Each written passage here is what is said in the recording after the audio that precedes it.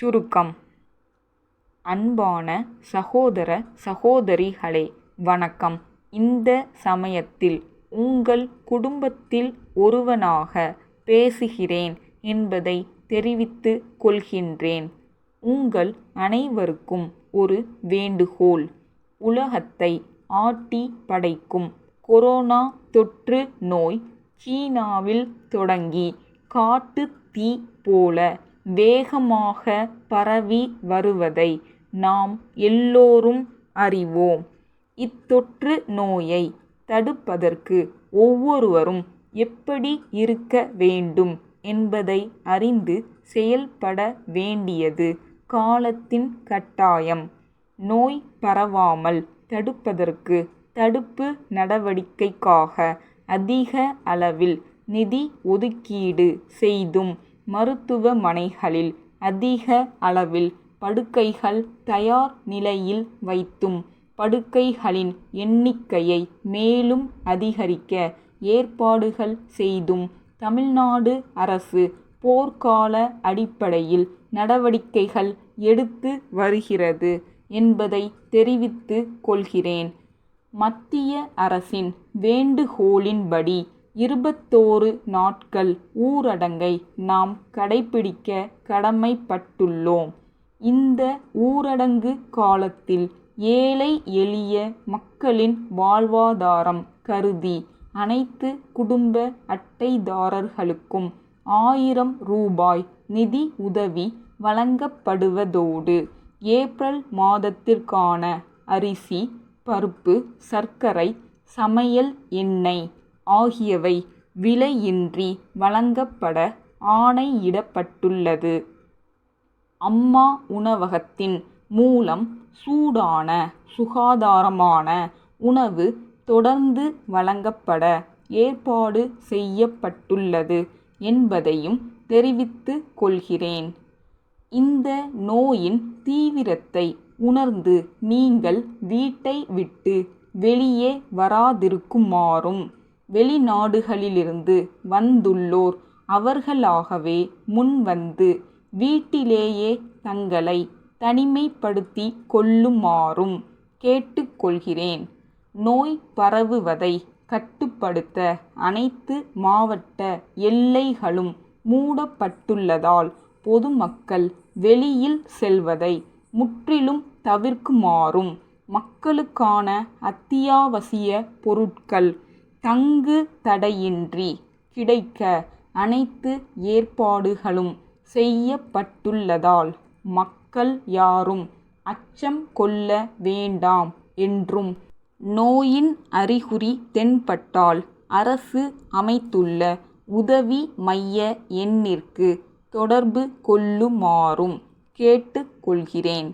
அத்தியாவசிய தேவைக்காக வெளியில் செல்லும்போது முகக்கவசம் அணிவதோடு, சமூக இடைவெளியை பின்பற்றி வெளியிலிருந்து வீட்டிற்கு வந்தவுடன் கைகளையும் கால்களையும் முகத்தையும் சோப்பு போட்டு கழுவ வேண்டும். கை குலுக்குவதற்கு பதிலாக கை கூப்பி வணக்கம் தெரிவிக்கலாம்.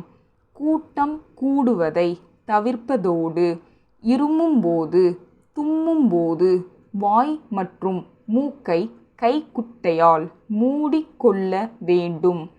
சர்க்கரை நோய், இரத்த அழுத்த நோய் உள்ளவர்கள் சம்பந்தப்பட்ட மருத்துவர் பரிந்துரைத்த மருந்துகளை தொடர்ந்து உட்கொண்டு வர வேண்டும்.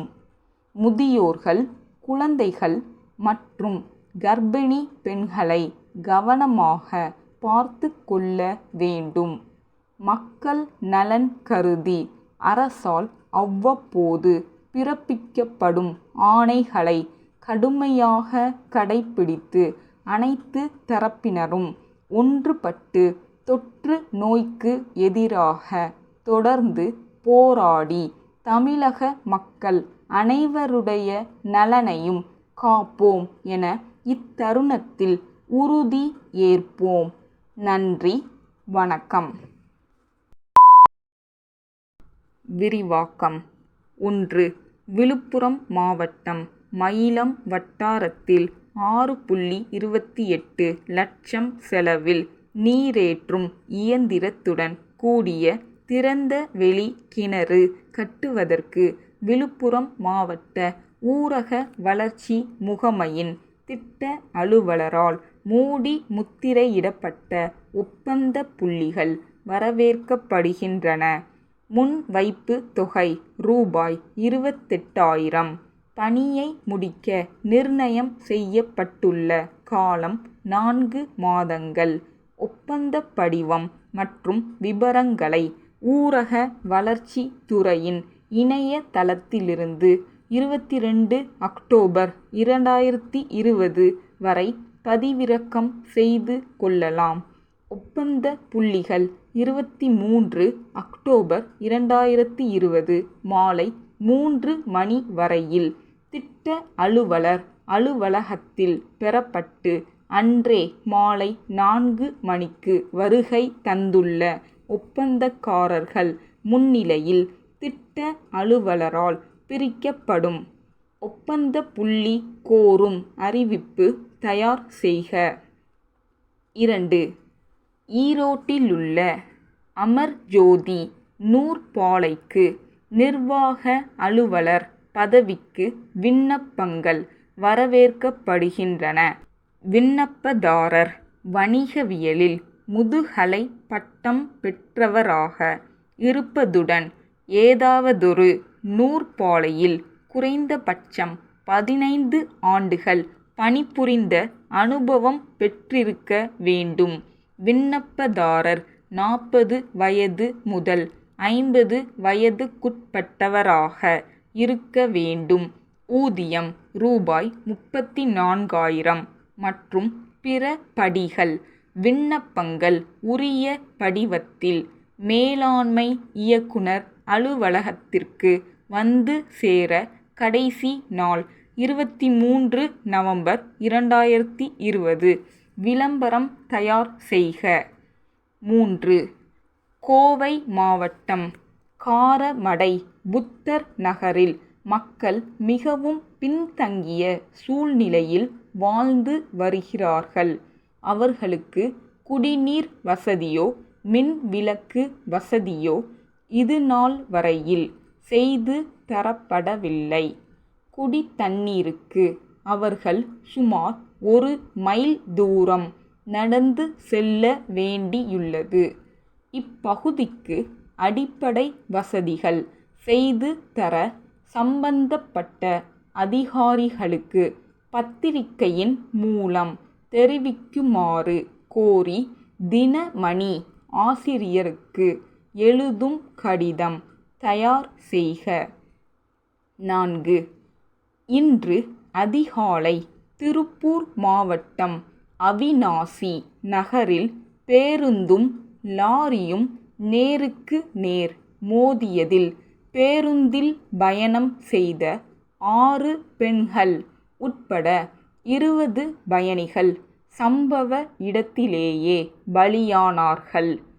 பலர் காயமடைந்தனர். காயமடைந்த பயணிகள் திருப்பூர் மற்றும் கோவை அரசு மருத்துவமனைகளுக்கு அனுப்பப்பட்டனர். லாரி எதிர்திசையில் தவறான பாதையில் வந்ததால் கட்டுப்பாட்டை இழந்து விபத்து ஏற்பட்டது. இவ்விபத்தை நேரில் பார்த்த மாதிரி எழுதுக.